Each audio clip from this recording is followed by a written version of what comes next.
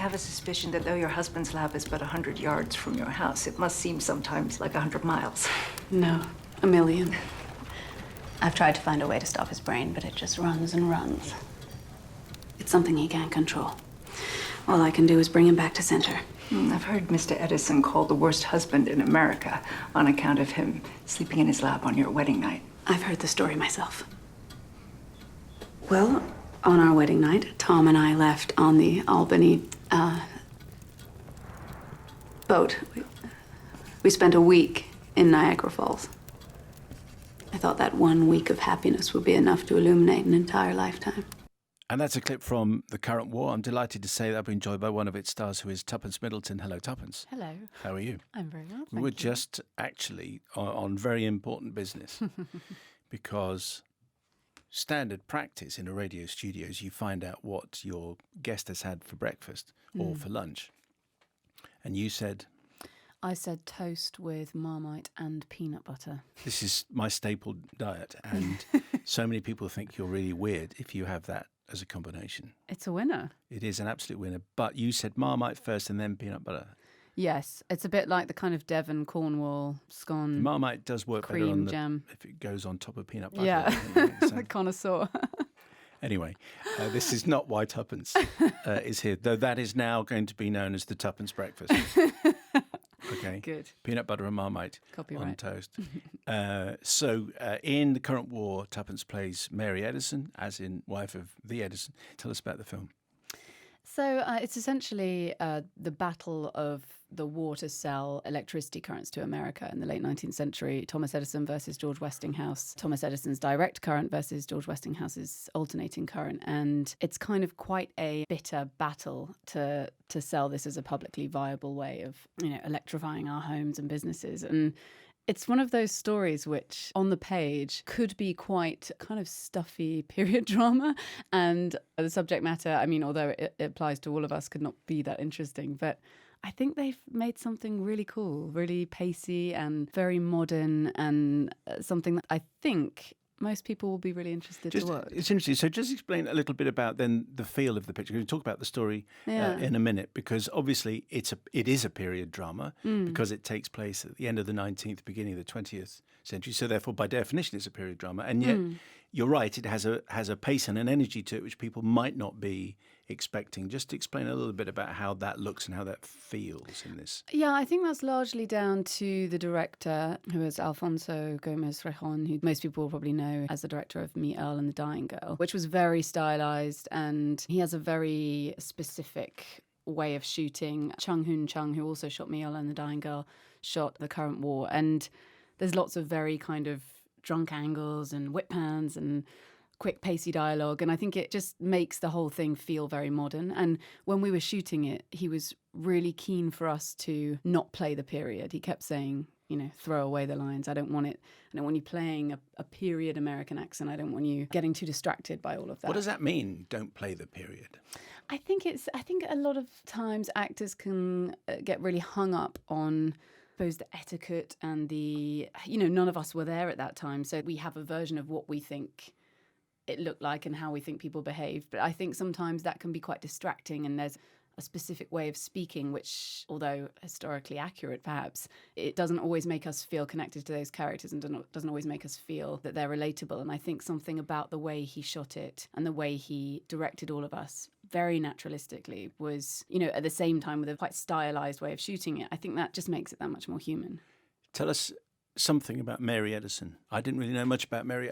No, there isn't much. I knew nothing about Mary Edison. No. I knew something about her husband. I don't think many people know much about her. There wasn't a whole lot written about her, so there was only a limited amount of research I could do, and I think that there is a certain amount of artistic license around her character, because although in the film she's very much the driving force behind Edison's battle to win, actually he was a workaholic and probably not around as much as he is in the film, and very distracted and very one-track minded. So we've done our best to make her the heart of the piece and to be Edison's rock. And I think that we know that they met when she was working for him and was quite a modern woman and continued to work after they met and she had children. But yeah, I think we just wanted her to feel not just like the supportive wife. Yes, she challenges him. Because presumably not playing the period also means you and Catherine Waterston, who's married to Westinghouse, yeah.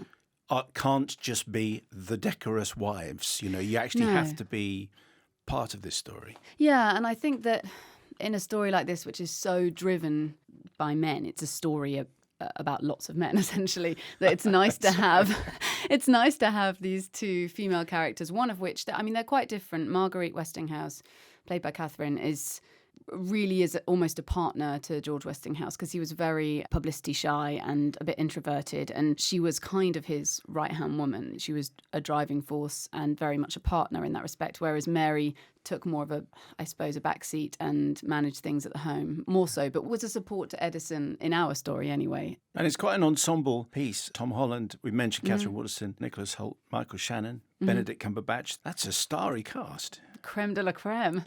Yeah, it's a very starry cast. Did it feel like an ensemble piece when you were filming? Yes, it did, actually. I don't feature as much as some of those characters, but it felt really like the attention was very equal. Everyone's story was given its time and its space, and Alfonso was really good at honouring that. Of course, Michael and Benedict had the biggest burden to carry, but I think they did a great job. And it's also kind of a strange thing for me and Benedict playing a kind of iconic, well, maybe Mary isn't so iconic, but Thomas isn't an iconic American historical figure. And both being played by Brits, you feel a bit of pressure, but hopefully we did an okay job. I don't want to ask a question about physics, which is completely unfair, but I'll throw it out at you and then see what happens. So Edison, one genius, mercurial, clearly tormented in this film, but one of the great American inventors of all time in terms of recording the voice, in terms of light, in terms of the movies, everything. And yet, as far as your story is concerned about getting current to America, as in the current war, he's on the side of direct current. He's a DC man. Yes. And Westinghouse, played by Michael Shannon, he's the AC man. Yes. So Edison is back in the wrong horse because we've all got alternating current. Well, yeah, he loses. But it's an interesting thing because he's the one who's kind of remembered in history a lot more than George Westinghouse, I suppose, because he had so many of the things we use today. But yeah, he was, and he tried to discredit Westinghouse's alternating current by demonstrating how that could kill people, and inadvertently sort of invented the electric chair. And I think he realizes that throughout the film, but he was a very stubborn man, and I think something about him originating the direct current before George Westinghouse came up with the alternating current, he stuck to his guns the whole way. Does talking about this film feel a little bit like ancient history? Because this has had, to put it mildly, a bumpy route on the way to cinemas. So it was shown in Toronto in 2017, and it was put on the shelf as part. It was originally part of the Weinstein production house and all of that business. But that means that you were filming this ages ago. I mean, 2 years ago. I mean, does this feel very strange to be talking about this movie after such a long time? A little bit. I mean, quite often films have varying time periods before they come out, and sometimes it's longer than others. But yeah, this really does feel a long time ago, and I watched it a couple of weeks ago, and it was really nice to see it because I hadn't seen any clips of it. I hadn't seen the original version that went out to Toronto, so I had nothing to compare it to. It's been re-edited since It's been re-edited. We shot some new scenes, and I think that, the structure of the story was basically the same. I just think that it's a little more, I think it was maybe shorter now. But yeah, I didn't see the original cut, so I think that everyone feels like this is the film they always wanted to make. Mark Kermode said to say to you, make sure you say to Tuppence, you talk about Trap for Cinderella, because she'll be really, really impressed that you've even heard of it. And I said, well, to be honest, Mark, I haven't. But he said just to mention Trap for Cinderella. Ian Softly. Which yes, exactly. I remember him say, I'm sure I've spoken to him about that before, or he's... Almost certainly. Yes. Yeah, how funny. That's a long time ago. Yeah, first of all, to mention that. And the other film that I want to mention is Skeletons, which he did with Jason Isaacs, who we discuss a lot on the programme. Yes, that's still one of my favourite jobs. Oh, I loved the whole ethos behind the shoot. It was the second film I ever did. I thought that the writer-director was so creative, and I just thought it was the coolest idea. I loved the music. I loved the team behind it. It was made for nothing, no money, and still one of the most incredible experiences I've had on set, I think. When you said that sentence, construction, many decades ago, people would have said it was made for tuppence. Exactly, yeah. Which, in a sense, it was. And you mentioned about playing, the direction being don't play the period when you're talking about the current war, but we're about to see Downton Abbey. Yes. Where I imagine you didn't get that as an instruction. No, where funnily enough. Where you do play the I period. am playing the period a little bit in that. It's funny, I think my career seems to be made up of a period drama followed by a sci-fi, followed by a period drama and then sci-fi. I seem to have done those two things have been the kind of foundation of my career. Was that exciting so to do?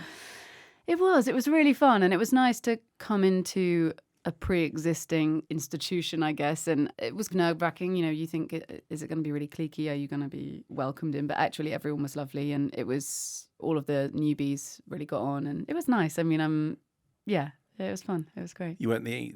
I'm not the lead. It's a very ensemble Yes, piece. You know, there's lots of people course. in it. I won't be claiming to be the new lead in Downton, but it's it was a really lovely shoot. What are you working on at the moment, Tuppence? I'm doing a series in Prague at the moment called Shadow Play, which is from the writer... TV series? TV series. Yeah. The writer-creators of the Bridge Scandinavian series that was out a few years ago. And yeah, it's great. It's Michael C. Hall and Taylor Kitsch, brilliant German actress called Nina Hoss. Really international cast. And is this the sci-fi after the No, this is period? another period drama. So this is set in Berlin just after the Second World War. Okay, so after that is the sci-fi. Well, actually, I've already shot. I did Brandon Cronenberg's second feature called Possessor just before I shot this. So I suppose, so that they will come out in that order. So then it will be Downton, which is period, then probably Possessor, which is sci-fi, and then Shadow Play, which is period. Excellent. Need to find my next sci-fi. The rules are in place. Tuppence Middleton, thank you very much indeed for coming in. Thank you.